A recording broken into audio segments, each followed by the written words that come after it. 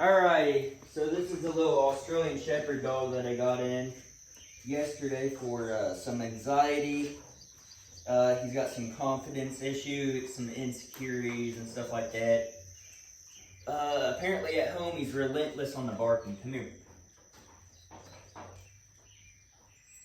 Relentless on the barking, which I haven't seen much of, but I saw it a little bit when I had somebody come out here earlier this morning. He acted like he was gonna go after him, but I mean this dog really, he's not real serious. He's not a committed biter. He bites sometimes. He nips heels and stuff. He's never bit a face, never done anything like that. And so normally, so he's an Australian Shepherd, of course, and so he circles. You know, he circles and he's gonna flank you, and then he's gonna bite you in the heel. And it's all based out of fear. And so whenever he's afraid, he goes into those instincts. With those herding instincts. And so typically if a dog like this bites you in the back, so I learned this from whenever I was doing cattle dogs. So typically when a dog won't go to the head, which on a person would be the face, on a cow you call it the head, it's the same thing. So typically when they won't go for the face or the head, whatever you want to say, they're scared, and you got to build their confidence.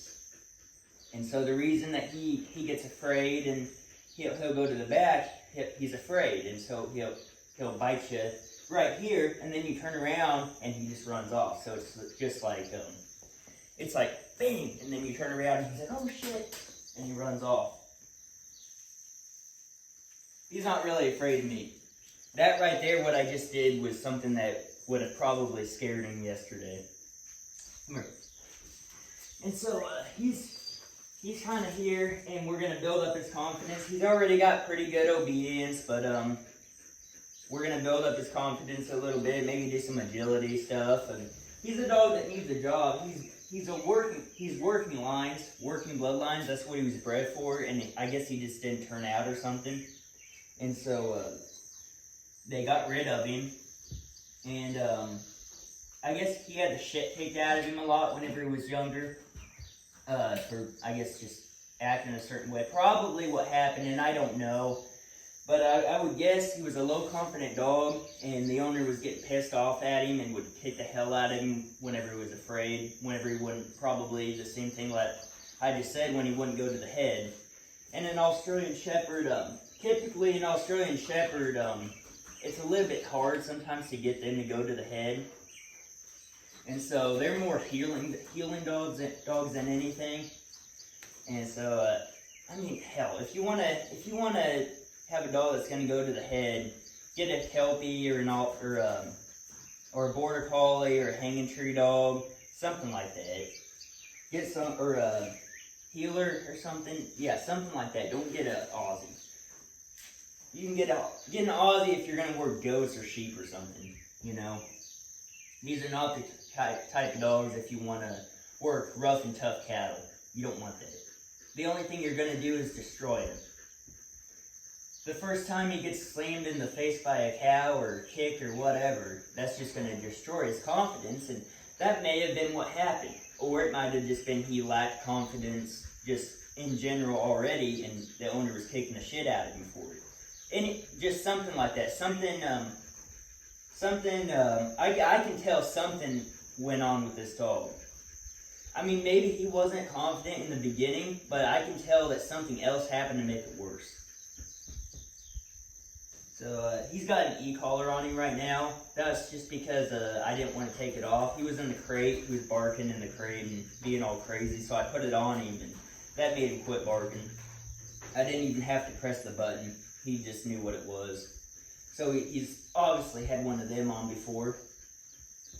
Yeah.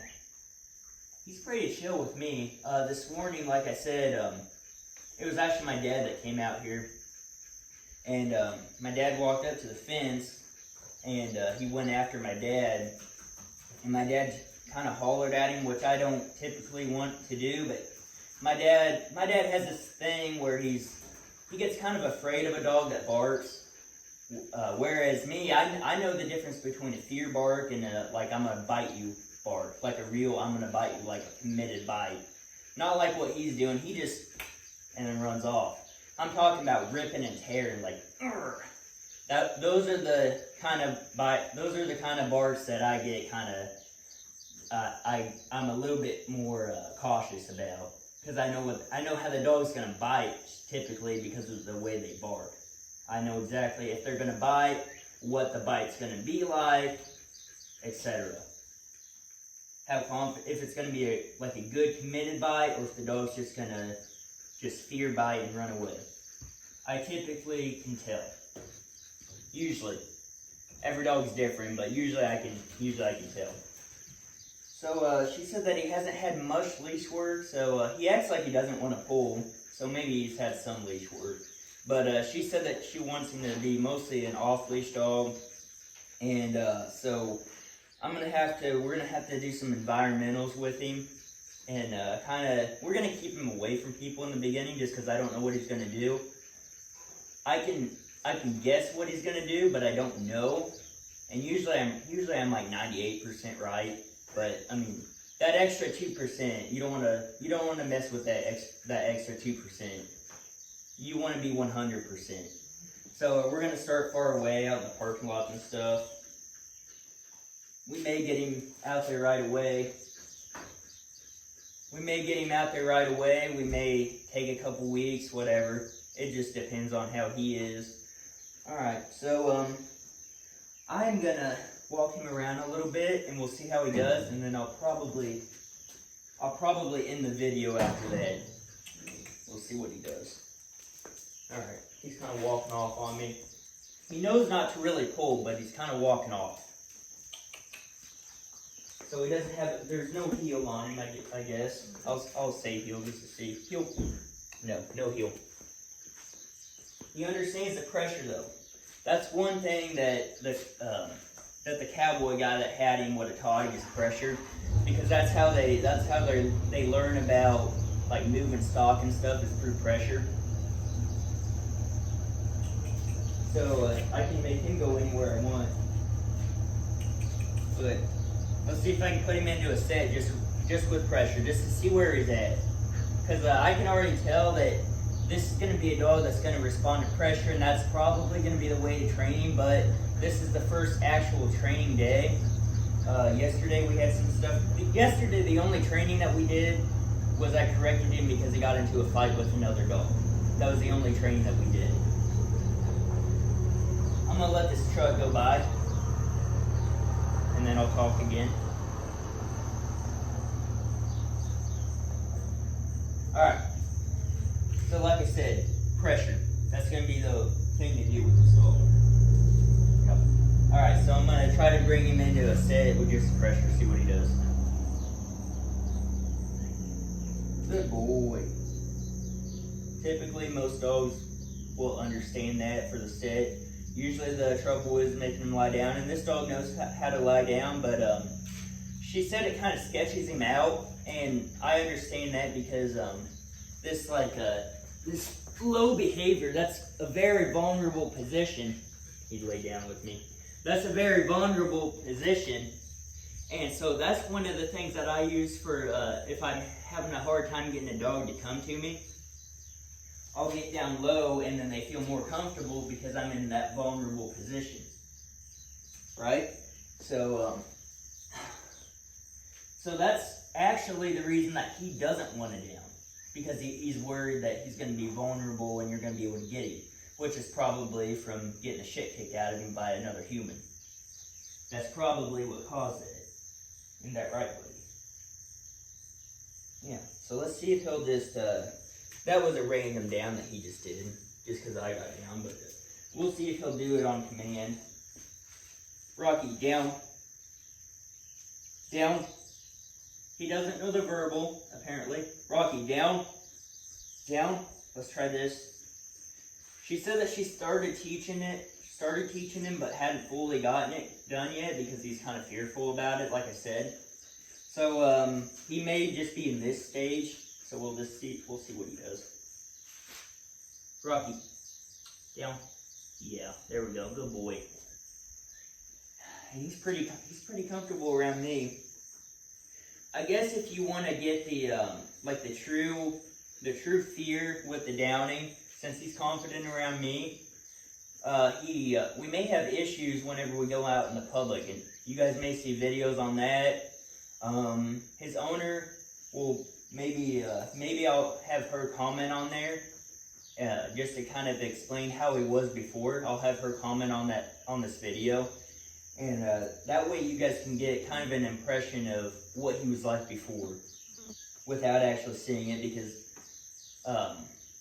I didn't do a video yesterday because I like to focus on the dogs, especially one like this. If it was like a little puppy or something, like this little golden retriever puppy, I would probably do a video that first day. Which I actually need to get a video out on him. I don't think I have one YouTube video out on him, just Instagram and Facebook. So yeah, that's the story with this dog. Hey, you gonna get up? Let me take that leash off. Yeah. We can take that e-collar off too, because you're not going to be in the kennel for probably a little while.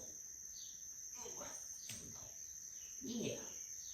Oh, another thing was, like he did with my dad, having issues with people walking up on him when he doesn't see them, which a lot of dogs have those issues.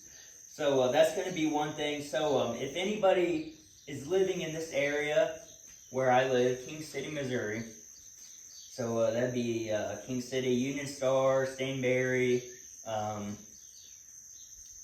Albany, Kansas City if you want to drive that far, St. Joseph, Missouri, places like that. If you're around those areas and you want to come out and help me train a dog, I would love it if somebody would come out here and just walk up on him. I wouldn't even have him pull in the driveway. I'd have him park down the road a little ways. That way they're just kind of walking up and he doesn't really see it coming. And then I can kind of figure out where he's at as far as that. Because sometimes it's a little bit better to see it than hear it from the owner. Just because sometimes I'll see something that they don't see, which is of course why the owner brings the dog to me, because I know what to look for. If the owner knew what to look for, the dog wouldn't show up, right? So sometimes it's a little bit better for me to see it in person, you know. What do you think? You're being pretty chilled out.